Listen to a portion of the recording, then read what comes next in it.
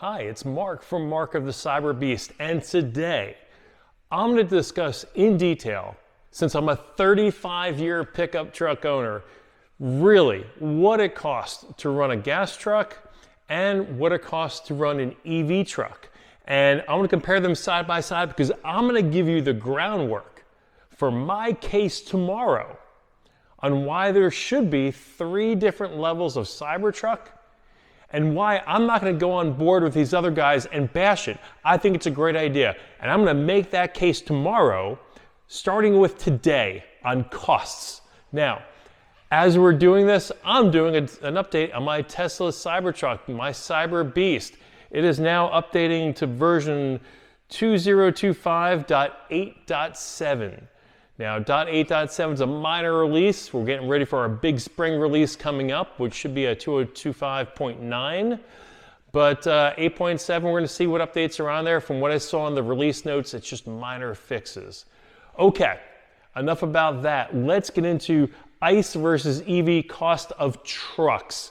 Now, as you know, my wife has had a Model 3 for 6 years now. When we decided to get her Model 3, I ran a spreadsheet. I compared her Toyota Camry hybrid that she had with the cost and maintenance for TCO, total cost of ownership, of going with a Tesla Model 3. Now at the time, I want to say that Tesla Model 3, it was a Model 3 Performance, the dual motor, was probably around the $50,000 range, right? Maybe probably a little bit more than that. And then obviously taxes and all that other junk, but it was a good $50,000. The price obviously has come down over the years, okay? But it's still a great vehicle. Now I got my Cybertruck, it was a Foundationseries, okay? I got $20,000 worth of stuff, we're not gonna count that. We're gonna go with today's prices, okay? $100,000 Cybertruck, $80,000 for the all-wheel drive. I like the Cyberbeast, I like the speed. But we're gonna go into the details of that tomorrow. Today, ICE versus EV. So, what I wanna do is talk to you about what I've been paying for my Toyota Tundra 2012 Platinum Crew Cab, okay? Now this is a 4x2, it's not a 4-wheel drive, okay? But it is a Platinum series, so it's got all the bells and whistles. It's a V8. All the new Toyotas now are V6s. A lot of the Fords, especially the 150s, are coming out with V6s, okay? So this was a V8 5.7 liter. Again, it's a 4-door crew cab. Plenty of room inside, just like the Cybertruck. Good sized bed. Now, I've got about 240,000 miles on my truck currently. But when I was living in the Atlanta suburbs, I had that vehicle for about 180,000 miles, getting it serviced at Cobb County Toyota in Kennesaw, Georgia. Or is it Kennesaw? Yeah, Kennesaw. And great service center, loved it there. I'd get my oil changed there. They would wash my truck. I'd be in and out in an hour. Didn't need an appointment, okay? It was super easy, super convenient. They had little desks with free Wi-Fi. I'd bring my laptop over. I'd whip it out. And for the hour they were doing the oil change, I would just be working. I was done, I had a nice clean truck, and I was good to go. Well, I moved to North Myrtle Beach. In this area, there's only one dealer, and that's Sparks Toyota. There, I have to now make an appointment for an oil change, and they don't wash my car, and it's going to take an hour. And honestly, it's just, they're kind of rude there. I'm not going to mince words about it. It just was a horrible experience. Now, I had that Tundra up to about 240,000 miles or so, and then I drove it down to Florida. So it's there now in Florida. Now, here's an average of what I was paying at the end. Now, obviously, oil changes were cheaper in 2012 when I first got the truck, but this is today, this is 2025. The price now of getting an oil change, okay, at the dealer, because I've always done my service work at dealers, and with your Tesla, you're gonna get your service worked on at a Tesla dealer, so I'm gonna compare apples to apples and oranges to oranges. I'm not gonna compare, you know, Jiffy Lube's oil change with the dealer and look for the change of price. No, this is full dealer pricing. I'm gonna be as exact as you can between ICE and EV. So, I'm averaging 15,000 miles a year on the vehicle, on the truck. And that's what I'm gonna go with to keep everything nice and round numbers, 15,000 miles. So since I was getting my oil changed every 5,000 miles, which is kind of what they suggest, I go through 3 oil changes in a year at 125. That's $375 in oil changes, okay? Now, tune-ups, I'm just gonna use round numbers. You know, it could be other things as well, but let's just call it tune-ups. Every 15,000 miles, it may not be a full tune-up, maybe a mini tune-up that Toyota had you do, right? It's not a full thing. So I was just doing averages.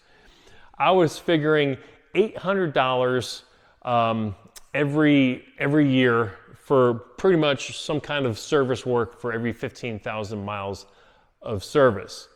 I am excluding tire rotations because it's going to be the same in both. I'm not going to make it any more complex. So tire changes are ruled out. So factor in $800 a year in tune-up type services.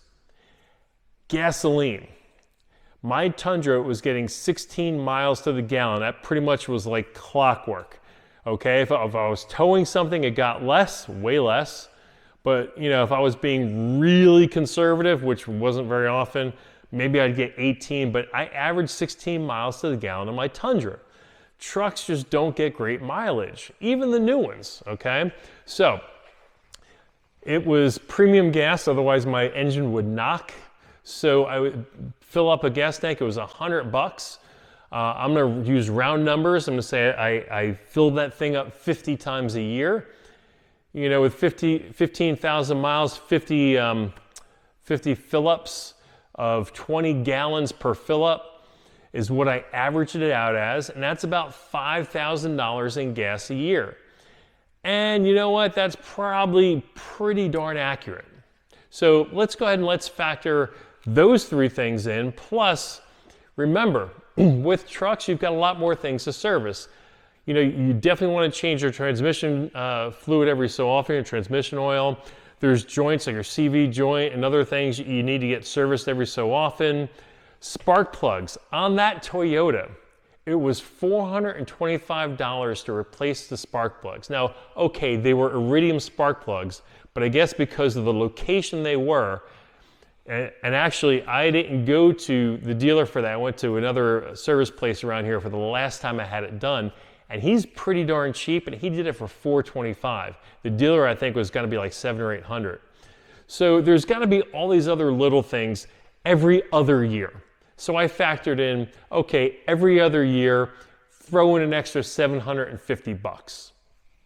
And that's pretty fair. I think if you go with these numbers, I'm not really going overboard with what it costs to maintain a truck properly, according to their specifications at the dealership, okay? Now, my dealer Sparks, they're the worst. They would always recommend something else. It needs to be looked at. So every time I went in, there was always an additional fee for something. So year 1, okay, gas, oil changes, tune-up, and other things, $6,925.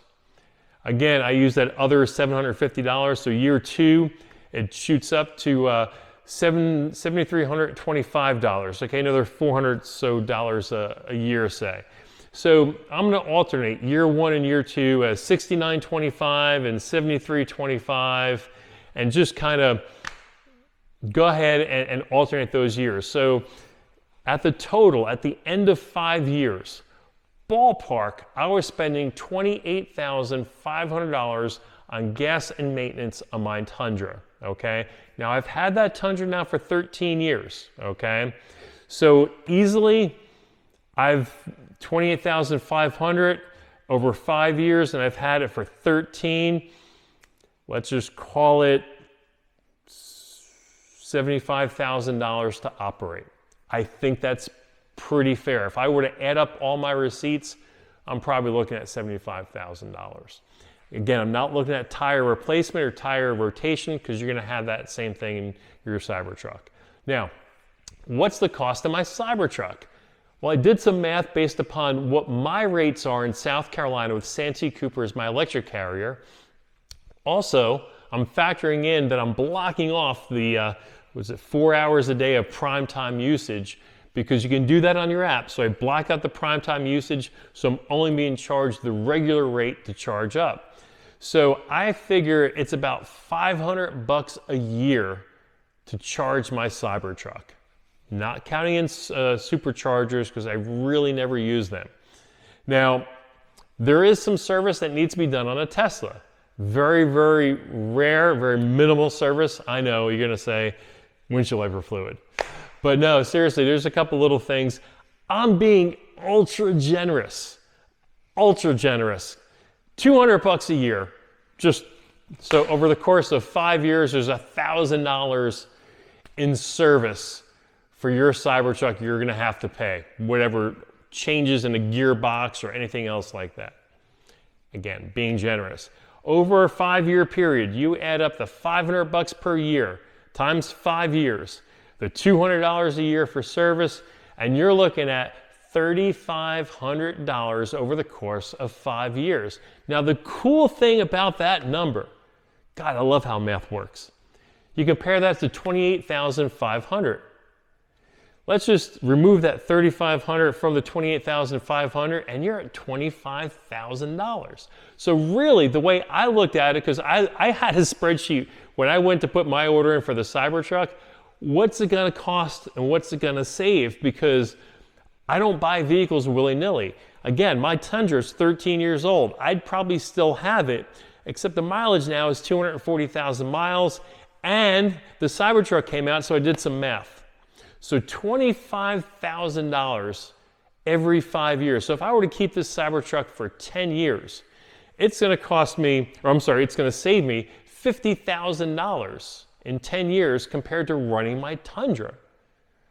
Well, if you think about it, with the cost of the Cybertruck, even at $100,000, that's still not a bad deal, because I still have the truck and I still be able to use it.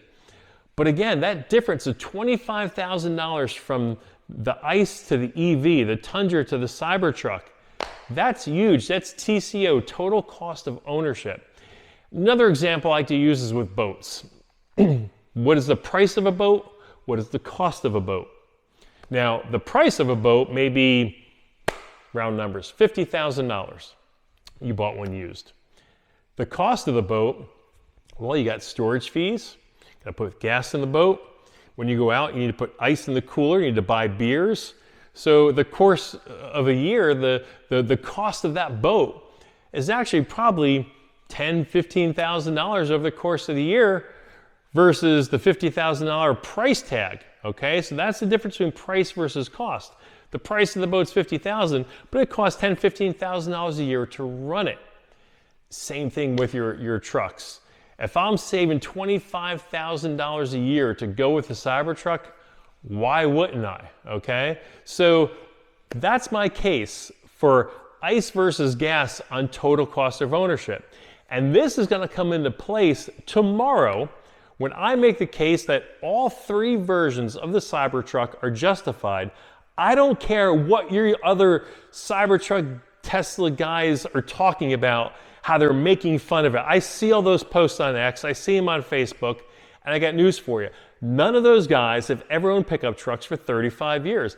I'm gonna tell you, hands down, that $69,000 or $62,000 pickup that just got released from the Tesla, that Cybertruck, is a viable option for many people. And you're gonna see more sold than you realize, and I'm gonna show you how and why. I'm gonna compare everything. I'm gonna compare each of those 3 models. I'm gonna make the case for the cheap truck, because there are some things you guys aren't even thinking about that I am. So here's what we're gonna do. We're gonna have you read these numbers, watch this video, and post down in the comments, is what I'm saying BS or is it legit? Is the cost of running this truck that much cheaper than an ICE? My numbers say $25,000 a year less to run than an ICE, okay? Now again, it depends how many miles you put in your vehicle, how much you're towing, you know, et cetera, but these are the numbers that I put in with my spreadsheet when I justified my case.